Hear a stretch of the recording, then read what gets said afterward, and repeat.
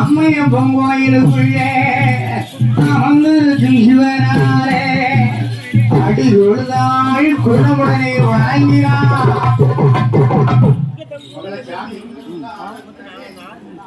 அதனால் தாயும் மகளுமாக அம்மோ அண்ணனோடு